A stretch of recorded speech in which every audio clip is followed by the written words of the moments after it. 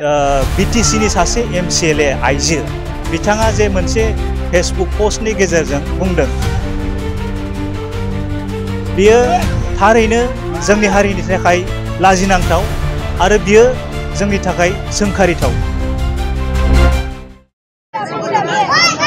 दुलाराय बर' फरायसा आफादनि माखासे सान सिगांनिफ्रायनो फोसावखानाय बादियै मैया बिल्डिं ए भाइब्रेन्ट बड' कमिउनिटि बड'फा उपेन्द्रनाथ ब्रह्मनि सान्थौ आरो सानस्रि बिथांनि फिल'सफि आइडिय'लजि बेखौ बिथा खालामनानै जे मैया रड मार्च हाबाफारि लादोंमोन आरो बियो साक्सेसफुलि मैयानि गेजेराव जेरावबो मोजाङैनो मोजां बारलांदों।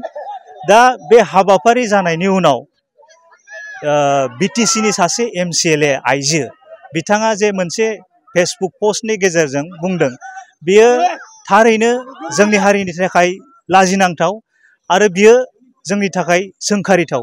दुलाराय बर' फरायसा आफादा मोनसे गेदेर थांखि बा मोनसे बृहत्तर मोनसे अबजेक्टिभखौ लानानै बे हाबाफारिखौ खालामदों।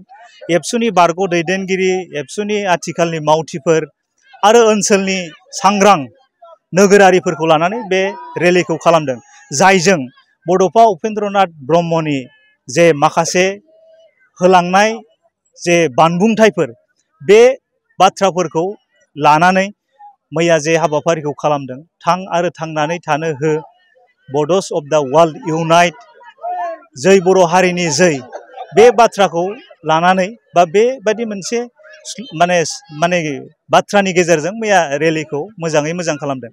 दा बेनि सायाव बे बिथांनि बे बाथ्रा बुंनाया बिथा गैया होननानै जों बुंनो सानो आरो बिथांखौ जों सोंखारियो। जानो हागौ बिथाङा दुलाराय बर' फरायसा आफादनि सोमोन्दै एबा बर' बा एबसुनि हिस्ट्रिकेल बेकग्राउन्डखौ बिथाङा मोजाङै बुजिया जानो हागौ होननानै आं सानो पार्सनेलि।